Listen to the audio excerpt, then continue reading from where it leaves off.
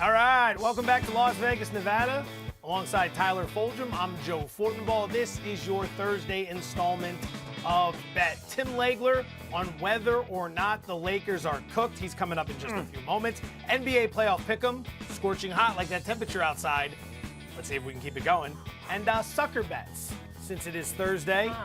I don't think I've accurately predicted a single one since we started this bit, but maybe today's the day. If you're looking for a little bit more, especially when it comes to the NFL and whether or not you should consider wagering on Lamar Jackson to win the MVP award, check out our YouTube page at youtube.com/ESPN Sports Betting. A lot of what we do here will end up there. A lot of stuff we do on the side will end up there. A lot of what we do on Daily Wager, which you can catch on ESPN2 at 6 p.m. Eastern today, will end up there as well. You ready to get to work? Let's do it. Let's talk a little NBA Eastern Conference as the lines are set. It's going to be the Brooklyn Nets and the Milwaukee Bucks in the second round. The Nets took out the Celtics in 5 games. As you remember, the Milwaukee Bucks, thoroughly impressive in a 4-game sweep of the Miami Heat. Now, during the regular season, Milwaukee won the series 2-1. They also covered the point spread in 2 of 3 games, but as we know, that means very little considering everything that was happening in Brooklyn from a health perspective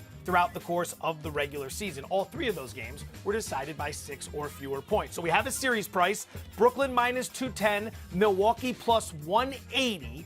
Don't give me the games and how it ends. Just tell me right now from a pricing perspective which way you lean it. I'd rather bet the Bucks at that price. I wouldn't start betting the Nets until it got down to maybe minus 130, 140. Interesting. I think the Bucks are the better team. What have I been saying all along about this Nets team? Sure, I know they can score, especially against a Boston Celtics team that's missing Jaylen Brown, has all the issues that we now know that they had. That was impressive, but was it really? It was expected. Maybe use that word. Okay, I think that's a great way to. It was expected. They didn't do anything to wow me. They just did what they were supposed to. Milwaukee, on the other hand, very much wowed me with how they dominated the defending Eastern Conference champions. It wasn't like they just beat them barely in 4 games. They swept them and made Miami look like a G League team in the process. The addition of Drew Holiday has thoroughly changed this team, especially on the defensive end of the floor. There's now another guy along with Giannis who can lock down one of your great offensive players on the perimeter, and he can do it at the guard spot where Giannis can do it at the forward and or center spot. This team knocks down threes. The DiVincenzo injury scares me a little bit, but they do have a lot of depth in Milwaukee. I think Milwaukee should actually be favored in this series, so I'm going to buy them anytime I see that plus sign in front of Milwaukee. I'm not surprised the Nets are favored given the big 3, given the glam, given the hype, and every issue that Milwaukee has had over the last couple years. But I do agree with you that this should be a little bit tighter. I would side with Milwaukee, at plus 180 as well. If you can remember, and I know we didn't plan this out, who knocked the Bucks out of the playoffs last year? That'd be the Miami Heat. Very nicely done. Now, go back 2 years ago, again, when Milwaukee won the Eastern Conference in the regular season. Who knocked them out of the playoffs? Was it Toronto? It was Toronto. They were up 2-0, and they ended up losing the series. And actually, in Game 3, it went to overtime. The point I'm getting at is those were 2 very good defensive teams. Very good defensive teams by all defensive metrics, and it stifled Giannis, and it stifled the Bucks' ability to score. Brooklyn is not a good defense at all. You saw it against Boston. Boston, who wasn't scoring at all at the end of the season, was putting up remarkable amounts of points Tatum in that had a 50 series. burger. Yes. With no help. Yes. So ultimately, I think Giannis and the Bucks are going to be able to score. Oh, yeah. They can play a little bit of defense. Brooklyn can't. And I think that's why the pricing should be a little bit closer to even, which is why we agree there. Milwaukee has by far the best defensive rating of any team in this NBA postseason. With what they did to Miami, just strangling and suffocating their offense, their defensive rating, I think, is 5 or 6 points per 100 possessions better than, I believe it's the Phoenix Suns, who have the second best defensive rating. That's mostly because LA's offense is pretty anemic right now, with LeBron being hurt and AD on the shelf. We'll discuss that a little bit later. Again, Bucks plus 180, Bucks plus 125, Bucks plus 110. I'll buy. All right, now, speaking of the Nets and Kevin Durant, he is currently listed at plus 375 to win NBA Finals MVP. So if he survives this series, they go on to win, or maybe he's so great in a loss, they end up giving him the award. Plus 375. Would you play that right now? No, not even close. Not even close?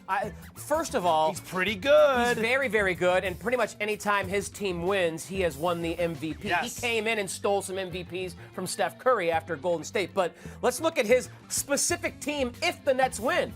What if James Harden averages a triple-double? What if Kyrie Irving is the leading scorer and has the big games? Oh, by the way, I don't think the Nets are going to win the Larry O'Brien trophy, so I'd much rather bet on the star player on a team I think more likely, like a Giannis, like a Joel Embiid. If he's healthy for the Philadelphia 76ers, Luka Doncic in the West. Devin Booker out west. So there's I think 6 or 7 players I'd rather bet given that price over Kevin Durant. Agreed. Plus 375 implies a 21% chance maybe it happens. Don't know if they get past the Bucks. Don't know the status of Joel Embiid. James Harden could always win the award. Maybe Kyrie could win it. You don't know who you're going to get in the West who could be very talented as well. Ultimately, too many ifs. And at that price, if I'm going to get that many ifs, I want 8-1, 10-1, 12-1. Agreed. All right, so give me the exact result of the series. The favorite is the Nets to win in 7 at 4-1. The big dog would obviously be the Bucks to win in a sweep at 18-1. How would you play it? I like that. Bucks in 6 at plus 500. I think they steal a game or 2 on the road at Barclays, close it out, game 6 at home, inside Fiserv for them at Milwaukee, Wisconsin. So I just think their defense is going to be way too good. With, again, Drew Holiday can check Kyrie, can check James Harden. Giannis can check someone like Kevin Durant. You never stop them, but you slow them down or limit their efficiency. Then who is going to stop Giannis on the defensive side for Brooklyn? Who's going to stop Drew Holiday, Chris Middleton, Pat Connaughton, Bobby Portis, Bryn Forbes firing from deep? Milwaukee wins this game in 6. That's what I'm going to take at plus 500. I am going to be close, but no cigar on that. I'll take the Bucks in 7 at plus 650. I want a little bit more of the payout. And let's be honest, I don't really trust some of the shenanigans that could take place, given if LeBron's already out of the playoffs, given if the other LA team's out of the playoffs. I think you get where I'm going with this. They're going to want to see Brooklyn late in this thing. So I think it's going to be everything possible to make that happen. And Brooklyn is wildly talented. Yes. And Milwaukee, while beating Miami is one thing, you still have to go out and prove it to a lot of people. I'll take him in 7 at plus 650. All right, you ready for a little NBA playoff pick'em? How we doing? We are doing quite well, my Hope friend. you're tailing out there. Over the last few weeks, we've only had one losing week, and we still went 13-13 combined. That was 2 weeks ago, so we lost the juice. This week, we didn't have a show on Monday. We're 6-2 after yesterday. You went 3-1. I went 3-1. We've got 2 games to get to now, and then we will get to Friday night's Clippers matchup in a little bit. So let's begin with this. It's the Portland Trail Blazers trying to stave off elimination. They're laying 5. The total is 227.5 against the Denver Nuggets. All right, I think the Nuggets are getting too many points in their pocket. However, you know me, I'm a player prop kind of guy. Is 34.5 too low for Dame Lillard? I mean, I'm pretty sure he's going to take a few shots tonight. Agree. 34.5 is too low for Dame Lillard is what I'm trying to say. I'm going over that. His player point prop minus 105 is the price there. Now, in the series, he's averaging 39 minutes per game and 33.3 points per game. However, Joe, 2 of these games, game 1 and game 4, for various reasons, he only played 31 minutes. In the other 4 games where Damian Lillard has gone berserk, he's averaged 43.5 minutes and 42 points per game. So do we think in this do-or-die situation that Dame Lillard's going to play closer to 31 minutes or closer to 40 minutes?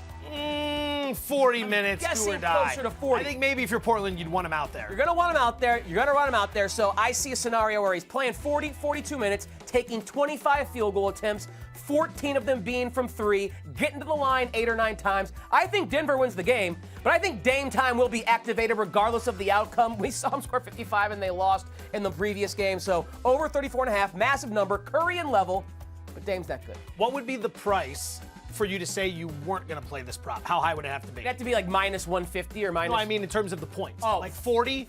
No, If it was 39. 37. I think 37.5. That's where you back off a little bit? 37.5 is where I'd back off. All right. 37.5. Get out your antacids. I'm going to play the under here at 227.5. A lot of people are going to think that's crazy. Hold on for just a beat. Through 5 games, the average pace in this series is 94.3. Pace is a metric that gives you the average amount of possessions a team has per game.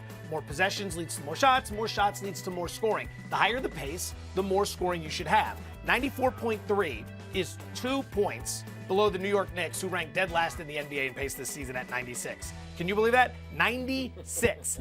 That is how slow this pace has been. Now you might say, Fortenbaugh, why would that even matter given how much these teams are scoring? Great question. I got an answer for you. They're a combined 40% from deep in this series. Combined through 5 games. The Clippers led the NBA in three-point shooting during the regular season at 41%. These two teams are combined at 40%, and eventually that's going to drop off a little bit. And when that regression kicks in, added to the fact that when this series is in Denver, they're scoring 237 points a game. When it's in Portland, they're scoring 222 points a game. Plus the pace that we mentioned earlier, I like the under 227.5. A lot of numbers there. I threw a lot of numbers at you. Not gonna lie, that one scares me. Huff knuckleballs. Oof. Like I said, take your antacids. He made the first ever start in Florida Marlins history. Charlie Huff? Charlie Huff. And old Joe Girardi, I believe, was the might have been his catcher. Jeff Conine was probably batting third or fourth in the lineup. And the star from the Rockies, who debuted the same year, Andre Scalaraga. Oh, they had a good team back. Look at us just coming out of left field. Bichette's daddy, Dante, was That's on this. right. Very nicely done. All right, game number 2. It's the Lakers, also trying to stave off elimination. They're laying 2, totals 207 against the Phoenix Suns. You know I'm a LeBron guy. This puts you in a tight spot because you loved the Suns before the season started. Yeah. You love LeBron. Yeah. All this love, you're going to get caught somehow. Yeah, I'm going to just rely on a bet that's been profitable so far in this series. I'm going to play the under. It's hit in 4 of the 5 games. The number's 207 here, but that's still not low enough. And the only reason it missed was because there was a plethora of scoring in the final minute of that game. It never should have happened. The high water mark in this series is 211 points, and that was in that game where I think, again, there was like 21 points scored in the final 90 seconds or something ridiculous like that. But every other game has gone under. Every other game is averaging well under 200 points. So I don't think in a do-or-die win situation for LeBron and the Lakers, whether AD is out there and compromised or AD is back in street clothes on the bench, LeBron is going to be pushing the pace. He's going to play a slow, methodical game because fewer possessions allows his Lakers to keep it closer with their awful offense, but their superior defense. So under 207, we have these two teams, LA and Phoenix, 2 of the top 4 teams as far as defensive rating in the postseason, and the Lakers' offensive rating of 101.0, which includes a couple of games where AD played and scored 30+, Yes. is 15th out of 16 teams in the entire postseason. Only Miami was worse, and Miami could not hit the broadside of a barn shooting the basketball. Miami was awful. I can't disagree with you on any of that. I mean, I'm trying to find a reason why I should bet the over or stay away from the under. I can't find it. It's not low enough. This has been a very consistent series. This needs to be closer to 200. I think if it you're was right. 200 or 201, I'd think about the over, but 207 is still too much. All right, I'm going to play into this a little bit. Well, look at you going sides and totals, where I'm going to take on the Tyler Fulgham role, and I'm going to go player prop. LeBron James under 47.5 points, plus assists, plus rebounds, par, as aptly named. This was 49.5 this morning when we were talking about it on the Daily Wager podcast. Check it out wherever you indulge in podcasts. See, that's a nice little plug right there. But back to the issue at hand. All right, LeBron has come nowhere near this number at any point during this season, or in this series. 5 games in the series, he got to 43. That was his high. Points, assists, and prop. Rebound. Points, assists, reads. Par. This is why I don't deal with a whole lot of. You're trying to channel your inner Tyler Fulgham here. I do know that he averaged only 37 per game during this series. So his average is way down. His high water mark is way down, and we're asking him to get all the way here against a defense that has been sensational. During the regular season, 6th in defensive rating. During the playoffs, 2nd in defensive rating. There's a lot to like about what they've been doing. Plus, we talked about pace earlier for the Denver and Portland series. Ultimately, the pace here has been extraordinarily slow as well. Right around 94, just like that series. I don't see him getting the opportunities. I really don't. I do think after 0 free throws in game 5, we're going to see him on the stripe a little bit more tonight, but I think the number's too high. The only chance I think that this goes over for LeBron is if he has a 35 or 40 point effort, something in that range, because he's not rebounding the ball like he normally would. Guys like Andre Drummond are on the floor to absolutely dominate in the paint, Marc Gasol, and then the assists haven't been normal LeBron levels because his role players haven't been knocking down their shots, and he doesn't have his primary principal role player, Anthony Davis, who's not a role player, he's another superstar, who is so good at finishing around the rim on LeBron lobs and things of that nature. So this, I agree with you. As much as I love LeBron, I think this is way too high given the circumstances of this series. Just a tough matchup. Now, we do have a game tomorrow night between the Clippers and the Mavericks, and we're going to get to that in a little bit. But first, we want to welcome in 10-year NBA veteran and current NBA analyst for ESPN, Tim Legler, set to join us here on Bet. Legs, we appreciate the time. You look fantastic as always. Let's start with this. The Lakers lost by 30 points without Anthony Davis in Game 5, but keep in mind that Dennis Schroeder and KCP combined for just as many points as AD had, sitting in street clothes on the bench. 0. If Anthony Davis plays tonight, do you see the Lakers evening up the series? All right, well, first of all, even if Anthony Davis doesn't play tonight, I think LeBron James can get them through a game at home to get this thing to a 7th game. But I am now of the opinion that even if AD plays in that 7th game, I don't think Lakers are winning that game on the road. Look, Anthony Davis might come back. I don't know if he'll be 100%. It's kind of a strange injury to come back that quickly from and be 100%.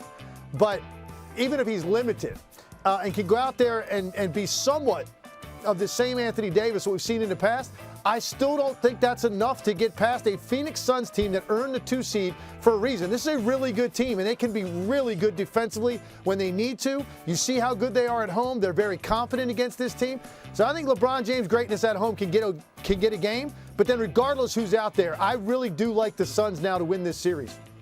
All right, Legs, let's move to the Eastern Conference where we have a phenomenal second-round matchup. The Nets, who, by the way, midway through the season after acquiring James Harden, overtook the Lakers as the favorites to win the Larry O'Brien Trophy. They're going to be matched up with the Milwaukee Bucks, who absolutely obliterated the defending Eastern Conference champion Miami Heat in 4 games. Do you think the Bucks are one of the teams left in this tournament that can prevent the Nets from winning it all? Yeah, I think there's 2 teams in the Eastern Conference that actually have the personnel defensively that it's going to take to at least challenge the Nets and give yourself a chance. I mean, look at the firepower that this team has on the roster. So it might just be too much in the end, and this might be a foregone conclusion that the Nets are going to win a championship. But at least Milwaukee, with what they can throw at teams on the perimeter defensively and the pressure that Giannis can put on them on the interior of their defense, which is not that strong, that gives them a chance. I think Philadelphia also, when you talk about Ben Simmons and Matisse Thybulle and Danny Green and Maxey and some of the guys that they can throw at them on the perimeter if it ever got to that point, that's what it's going to take. The initial defender has to do above average job. Both of those teams have enough guys in that category. It still might not be enough because all 3 of the stars for Brooklyn can pretty much answer anything thrown at them, but at least that gives you a fighting chance. So my answer to that would be yes. I think this is the best Bucks version we have seen since Giannis Antetokounmpo has been there, and this might be the best overall series we are going to see in the entire postseason. Legs, through 5 games, home court advantage has meant absolutely nothing in the Mavericks-Clippers series. So Friday night, they get together in Dallas for Game 6. Do you see the Mavericks bucking the trend, or are we headed for a Game 7? Somebody's going to win a home game at some point, and I think it's going to be in Game 6. Luka Doncic is just operating at a level of such comfort against this team. And it's amazing, really, if you think about it. That's only Paul George and Kawhi Leonard and elite-level defenders, this guy. And he is acting like these are just other dudes out there in front of him. He is controlling the game unlike any other player in this league besides LeBron James and James Harden, and maybe even on that level. That's how good he has been. He is that comfortable. I think somebody wins a home game, and it's finally going to happen in Game 6. I think Dallas sends the Clippers home. All right, Legs, I know you were a tremendous shooter, one of the best in the history of the NBA. I don't know how you were as a standardized test taker, but I'm going to throw a multiple choice test question at you, and you let me know how you feel about it. Okay, do you think, A, the Clippers are eliminated in the first round, B, the Lakers are eliminated in the first round, C, both LA teams are bounced in the first round, or D, both teams come back, win their Game 7, 6, and 7, and go to the second round? Well, I'm going to say C, and I guess that means by proxy, A and B would have to be included too, because both of those teams, I think, are going home. I just think that right now, the Dallas Mavericks have the Clippers' number. And it is a matter of time before somebody takes care of business in their own city. And I think that's going to happen. And I think for the Lakers, this is a legitimate team they're playing. This isn't something that's a fluke based on the injuries of the Lakers and rust. I know they came in as a 7 seed that probably wouldn't have been that low. But the Phoenix Suns were every bit a legitimate 2 seed in the Western Conference. This is not a fluke what you're seeing out of them. And I think ultimately Phoenix wins probably a Game 7 to end that series. So I think both LA teams go home, and it's quiet at Staples Center this weekend. 10-year NBA veteran, NBA analyst for ESPN, Tim Legler, kind enough to join us here on Bet. Thanks, Legs. We always appreciate the time. You got it. Both LA teams going home. We're going to Staples Center is quiet after this week, and that would be something. We're going to pick Clippers and Mavs in just a bit, but what do you think about that? Do you agree with them? I do think the Mavs beat the Clippers. I picked that before the series started because I think Luka Doncic is the best player on the floor when these two teams get together. Not he even has close. absolutely proven that night in and night out, except for the one game where he had the neck strain, which did not bother him at all. And last night's game. Let's put it like this: with that neck strain, we couldn't do this, and this requires little. Now, I picked the Lakers to win the championship. I didn't foresee the Anthony Davis injury. That changes things, but Legs is right. The Suns are every bit a legitimate 2 seed. Chris Paul legitimizes them. Devin Booker is an absolute superstar in this league. I think the Suns are the better bet right now as it stands, but you never count out LeBron James because he's never lost in the first round in his career. Never happened. You keep saying that, and that's true. He's also never been a 7th seed in the first round of his career. All which these means things he's can be never true at had the to same go time. against this level of competition. I'll say this: on Monday we talked about it. The Suns were sitting there at 11-1 to win the Western Conference. Everyone was a little hesitant, and now they're 5-1 to win the West. And what do you think is going to happen if they do get past the Lakers? Now, moving on to Friday night, NBA playoff pick'em continues. The Clippers in Dallas.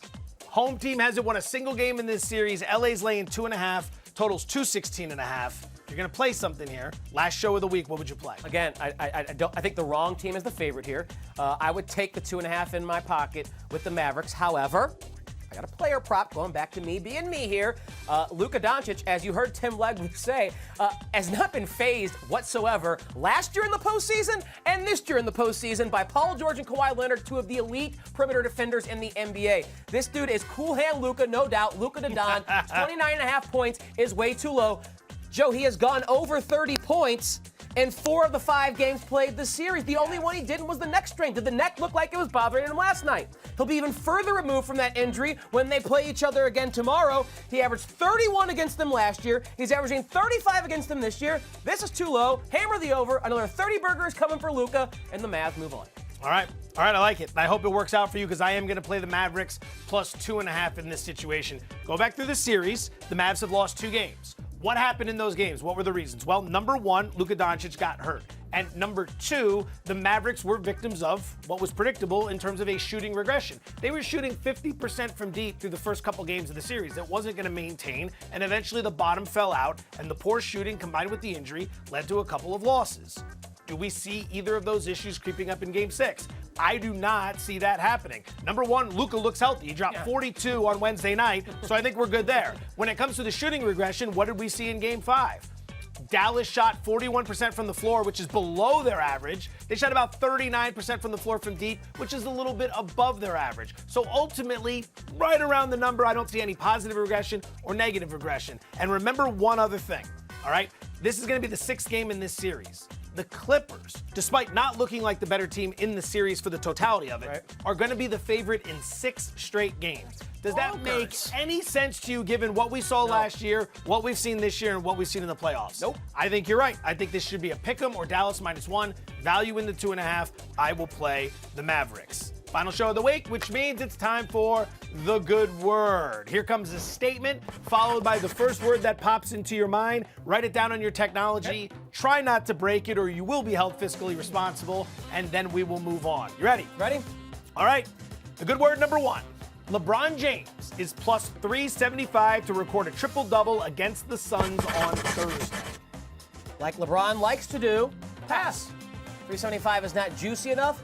I'm betting the under. I don't think there's going to be enough possessions to accumulate rebounds and assists. We know his complementary pieces haven't been good converting potential assists. And with guys like Andre Drummond and Marc Gasol on the floor rebounding and maybe his ankle still not being 100%, the explosion get off the floor and grab them, not there. I love LeBron. I think he can will his team to a Game 6 victory, but it's going to be because he has like a 45-5 line or a 35-8-8 line. I will pass like LeBron on this triple-double. I think you and I are in lockstep on this one.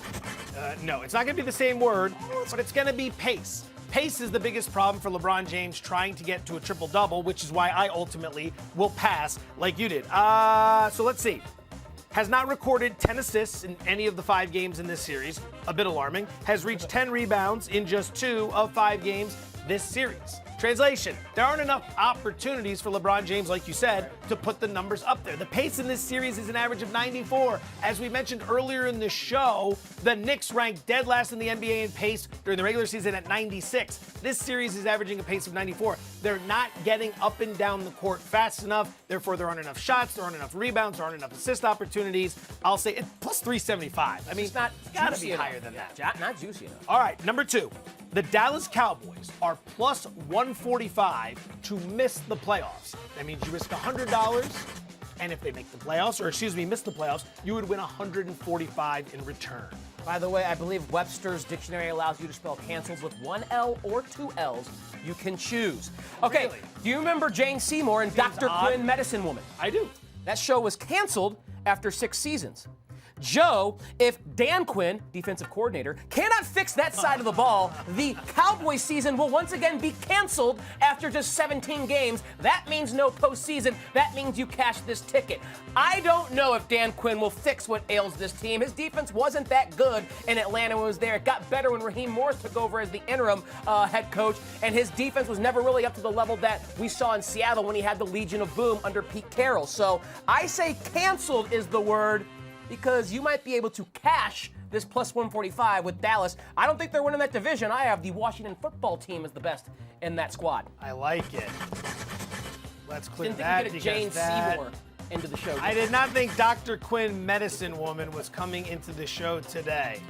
So we are going with McCarthyism. Oh, I like For those who don't know their history, the 1950s Senator Joseph McCarthy, who was on a tirade to rid the U.S. government and other U.S. institutions of communists here in America. McCarthyism. That's what it was referred to in the 50s. Today, it's referred to as a campaign against meeting or exceeding any and all regulations or expectations when it comes to your football team. Mike McCarthy, the head coach of the Dallas Cowboys. When is the last time he met expectations? When is the last time he exceeded expectations? That's the neo version of this term, McCarthyism. Not with that defense, not with that offensive line, not with that game management. I would gladly make this wager because there are so many issues in Big D, starting with Mike McCarthy. Number 3. History lesson? Jane Seymour? I know. That was a fire very, here. And it's an NFL topic. You figure it'd be the easiest layup of all, and yet here we go with history and Jane Seymour. All right. Tyson Fury and Deontay Wilder 3 takes place here in Las Vegas, Nevada on July 24th. Plus 150 is the price for this to go over 9.5 rounds. Okay. Dangerous Wilson. Dangerous is the word I use there. Because of the one-punch power of each of these men, Wilder particularly, going over 9.5 rounds to me seems a little bit dangerous. I know it's happened before and when these two have gotten together, but dangerous with what I think Wilder trying to knock out Fury to prove he is the heavyweight of this generation. All right, bear with me on this one because it's not a word. It's not a word. Like James Bond, 007? Kind of. Do you know what this is? Is this a country area code? I put this on Twitter earlier today, and some people got it, and some people Someone's didn't. phone number? No. This is the code you would plug in at the beginning of Mike Tyson's Punch-Out to jump right to the end of the video game to play Mike Tyson, where he would promptly knock you out in spectacular fashion. That code should be the slogan for this fight. You always get some lousy code like Fury Wilder, determination, Fury Wilder, exposure in the desert. Like, you get that weird stuff, right? This should be the code. This should be the slogan for the fight. Wilder, 41 knockouts in 44 fights. And Tyson Fury put on a bunch of weight the last time they fought. He's going to do that again. He's going to lean on Wilder. He's going to be the tactically superior fighter. I would bet the under, and I would use the code there. I was singing in my head the song that plays when Mac is running and training between fights.